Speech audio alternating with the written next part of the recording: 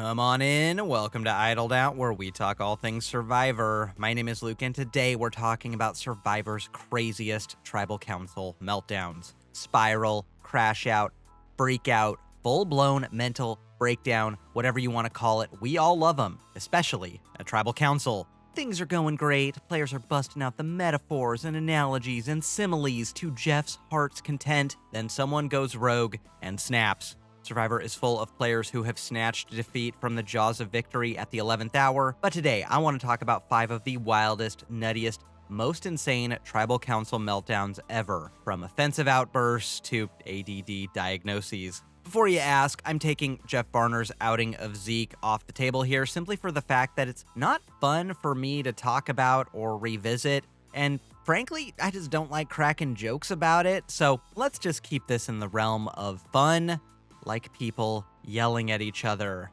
Did you or did you not? As soon as you saw me, did you tell me that I had ADD? Is that true or is that false? Don't ask me such a stupid question, man. Oh yeah, that's the stuff.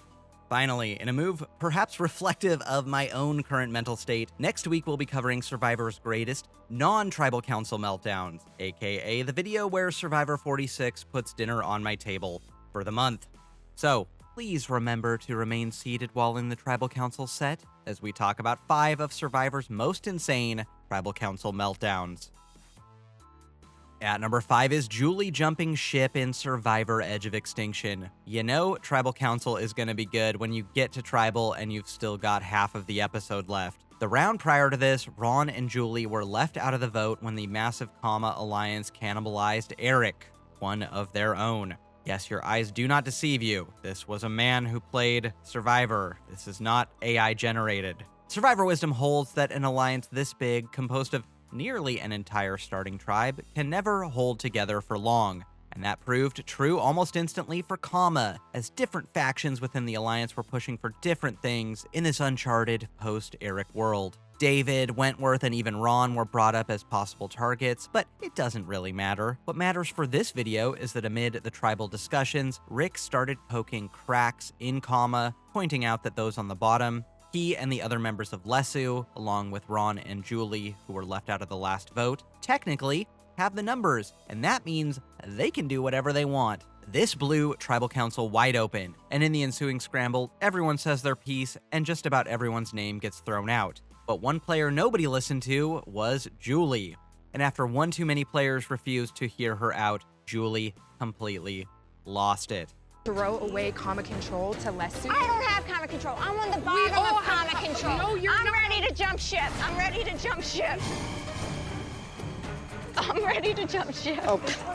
The person in your alliance who is on the verge of flipping is the one person you probably want to capitulate to, and Comma couldn't even do that. Lesu, however, was more than happy to let her have her cake and eat it too, and at the end of the day, the die lands on Julia, Julie's favored target and a key cog in the Comma alliance.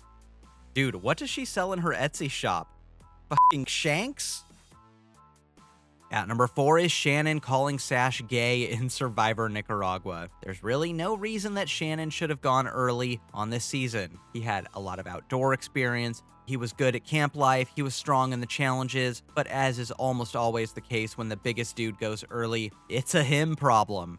Shannon wanted to take out Brenda in order to keep Chase, who was kind of crushing on Brenda, close to him. And after Brenda learned about this plan, well, you can call this guy Dawn's Teeth because Brenda is taking him out. Brenda's alliance and Shannon's alliance ostensibly entered Tribal 5-5, but Shannon did himself no favors to win any of Brenda's side over to him. Here's what happened. A few short minutes into Tribal, Shannon was kind of getting into it with Sash, then he asked him what he perceived to be a very important question. You're pretty much digging your own grave. Hey, I'm gonna get this out of the way right now. You good? I'm sure I've had a lot more beautiful girlfriends than you have, buddy. You probably haven't, my brother, but good luck. Yeah, trust me, you haven't. I'm 100%. I know you haven't, trust me. I'd like you to try and see you work your magic in New York. New York's full of a bunch of gay people, yeah. So. New York is full of gay people.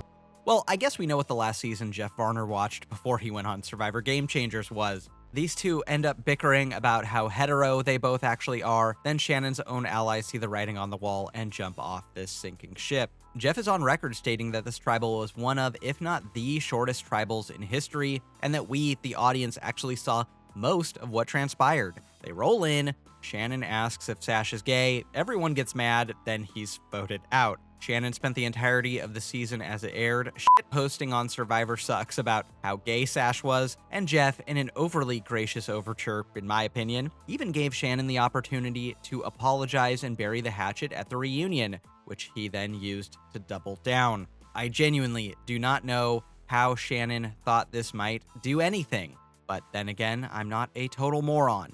Was it some sort of 8D gambit in his brain? Was he an angry dog backed into a corner, lashing out at a perceived easy target? Were his nipples bolted on too tight? All of the above?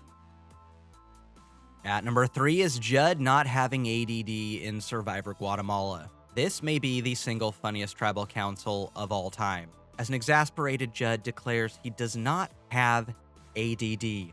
This tribal council is 80% increasingly hostile bickering between Judd and Margaret, and 20% occasional interlude from Cindy or Rafe as they try to keep the peace and then get bulldozed by Judd. Margaret was understandably mad that after the tribe swap, her old Nakum tribe mate Judd flipped instantly to Yasha. Stephanie and Rafe were more than happy to bring Judd on board and treat him like a king and pick off his preferred targets. Tribal Council is initially centered around the increasingly hostile rivalry between Yasha and Nakum. And given that these two tribes were at times ready to come to blows, I think that's pretty fertile Tribal Council ground to cover.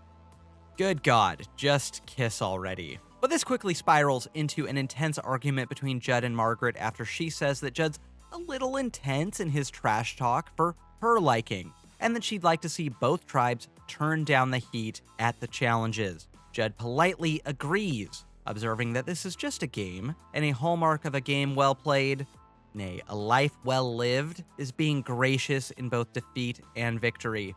My good lady, I will tone down the rhetoric in honor of good gamesmanship. You probably never played a damn sport in your life anyway, so you don't even know what it's like, man. So, you should just shut up. We're not done here. I could talk about how Judd plows over everyone else in the conversation when he specifically asked them if he listens to them. I could talk about Jamie popping up out of nowhere to yell at Rafe to have an opinion as he is actively giving his opinion. But for me, the funniest moment of this tribal, and honestly, possibly ever, is Judd's outburst moments later. When I first walked into camp, she's telling me that I have ADD. That's how you approach me? That's what you like to say? She comes to camp, you have ADD, do you know that? When you first meet somebody, is that something nice to say? Is that a compliment? I have ADD? All right, we're actually gonna check the tapes on Margaret saying Judd has ADD. Let's see her so callously diagnosing him.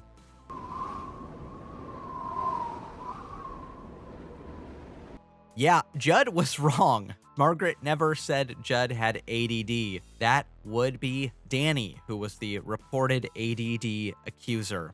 Incredibly, after all of this, Margaret is voted out unanimously. And you know what? To her credit, she wasn't a bad sportsmanship at all. At number 2 is Jenny taking a stand at Tribal in Survivor Co. Wrong. Last week, I said, I think this worm ate part of Jenny's brain. This week, I think I know which part. It's the part of her brain that feels shame. We've had players get up at Tribal Council before, but we've never had someone get up quite like this. You never want to go full Bonu at Tribal Council. On the Braun tribe, Jenny was in tight with Scott, Jason, and Sydney, and Alicia was the most obvious boot of all time. Like in the history of obvious Survivor boots, there's Alicia at this tribe in this moment, and then there's everyone else. But Jenny decided to wildly overplay her hand by trying to put together a girls' alliance on the side, the news of which gets back to Scott and Jason almost instantly. Things were already over for Jenny by the time we got to Tribal Council, but as Tribal wore on, it became increasingly clear to her that that was the case too, leading to the most desperate plea to stay in Survivor history this side of Bonu. You know what? Hold on. Okay.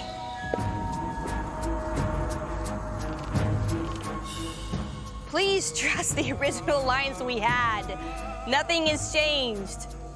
Please believe me. Jenny was a big Survivor fan, longtime applicant who nuked her game by massively overplaying, realized that in real time, and panicked. In 2 episodes, she got a worm in her ear and then had an all-time iconic tribal council spiral. Honestly, even though I'm sure it was tough for her, not a bad legacy for a second boot.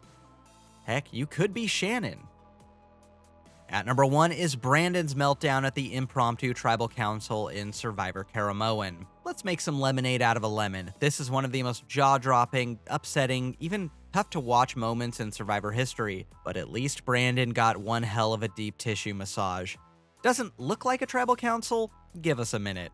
Heading into Karamoan, Brandon was in a dark place. I don't think it's unreasonable to say it was borderline reckless to put him on the show, especially the second time, and I'm glad Survivor more or less course-corrected away from casting people on the shakier side of unstable after this. Not helping things is that Brandon was on a tribe with Philip, who was tailor-made in a lab to egg him on and push his buttons. And when Brandon ended up on the wrong side of the vote after the first tribal council, Philip rubbed it in his face and made Brandon kiss his butt to stay in the game.